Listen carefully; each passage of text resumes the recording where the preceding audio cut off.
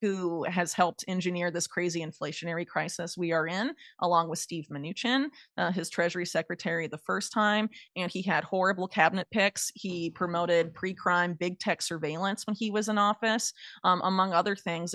People should know this and know, just not get caught up in campaign rhetoric. It's easy. It's very easy to have that happen, but we need to not be so emotional about how we approach this and think about these things critically, and maybe organize as Americans and try and make a better country, ourselves, and stop waiting for the government to do it when we know it's run by intelligence agencies and organized crime.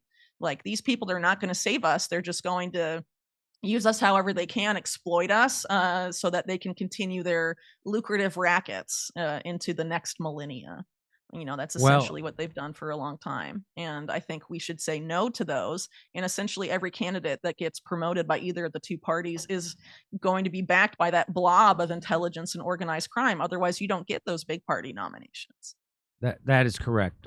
So why do you think that the deep state hates Trump so much to the point where they impeached him twice, gave him four different? I mean, if he's going along and playing their say, and Peter Thiel is their big funder, why do they seem to hate him so much on the surface? In fact, almost an assassination attempt was obviously an inside job. So what do you say to that? Well, I think part of it is factional stuff. I've said this about the reason why Epstein was taken out as well. I think the reason Epstein was taken out was because he was close to Mohammed bin Salman and helped engineer his rise to power and got rid of John Brennan's golden boy, the previous crown prince that Brennan had cultivated. And Brennan got mad and was involved in creating things like Russiagate and all these other things, and I think also getting Epstein sort of taken out. But I think, at the time Epstein died, he was involved. MBS was very involved with Kushner, and a lot of, not necessarily that Trump and Epstein were close, but it seems pretty likely that they were batting for the same team at the time Epstein died, or at least before he was arrested in 2019. That's why you have, Steve Bannon being the person trying to rehabilitate Trump's image and all of this stuff, filming him for like 15 hours to make a documentary about how great he is and all of this So stuff. you think it's just So, factional? well, I think part of it's factional, but also keep in mind too that there's a lot of stuff. I would argue that some political stuff that happens is there to distract us. If you look at Peter Thiel, he's a big Republican donor. Eric Schmidt is a big Democrat donor, and they both essentially, run the American faction on the Bilderberg conference together. So they agree on a lot more than they don't at the end of the day. And I think they like to distract us with a lot of this stuff. And Trump is, he most people know him for being, before he was president, for being a reality TV star and for being on, the on wrestling and all of that stuff. He knows how to be photogenic, and in the first campaign he was pretty funny at times, and he knows how to make regular Americans like him. But I think people should distance them, not just focus so much on the persona that he's developed, but also on his policies. And so I think some of it's factional, but I think also, considering that Trump was really a big disappointment for his base in significant ways the first time around, how do you rebuild trust in a person and get people to have all that energy behind a candidate again, specifically when he's going to, talking about putting Jamie Dimon in charge of the Treasury and stuff, and doing things that are clearly not populist this time around. And, I think you have to convince they've sort of created this paradigm where, if you're targeted by, certain factions of the so-called deep state, then it automatically means that you're good for Americans and you're going to uphold freedom and all of this. And I don't think that's necessarily true. I think that's sort of a false dichotomy that's been made to some extent. I think some of the stuff that maybe that has been used to like target Trump and all of that, maybe some of it's inorganic, not necessarily talking about the weekend's events, but maybe some of these court cases and some of these other things. I think it's very possible, because this is a guy that helped lock down the country, gave Fauci awards, has promoted Operation Warp Speed the whole time. His base hated that. So how do you re-energize them and make them like it again, like him again? We have to keep in mind too that Trump has powerful backers that like what he did the first time and have wanted him back in power.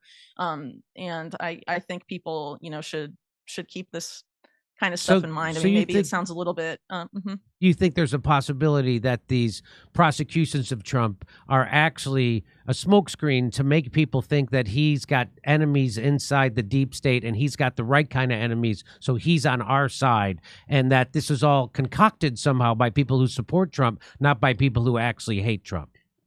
Well, I mean, I think, it's possible that some of those have been an effort to sort of make it look like he's up fighting against these people when he served them so much in his first term. Yeah, I think there's some of that too, but I think there's, factionalism as well, between certain groups that take turns, I guess, dominating the unelected bureaucracy that is the so-called deep state, right? But ultimately, Trump, when he was in office, served the national security state. I think he will, and Wall Street.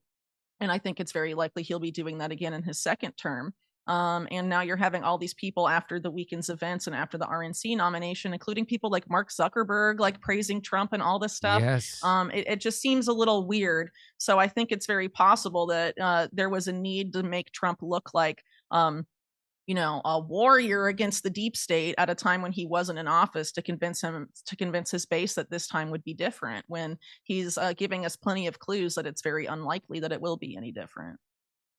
So I'm afraid of the deep state. I mean, I'm afraid of big tech, but I do want to know where you got those glasses. Oh, in Chile, and my daughter picked them out. Okay. She's 6. Oh, look at you. Yeah, all my other glasses are black, and she was like, "Mom, I like them. stop wearing so much black." She's right. Your daughter's correct. All right, Whitney Webb. Everybody, check out that article. If you read it, it'll blow your mind. Over at Unlimited Hangout, and check out her book, One Nation Under Blackmail. Thank you for your time today. I appreciate it, and it's always enlightening, and you have more information. You're a real encyclopedia on this stuff, so I'm glad you came on. Thank you. So we'll see you again soon, hopefully.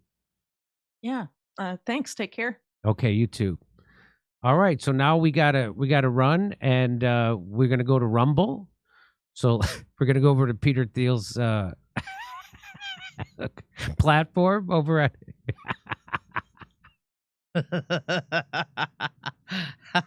there's the whole problem. There's no getting out of it, which is what everybody collects your information. Everybody's working for, it's all there. There is no two-party system. Just like she said, there's factions inside the uniparty.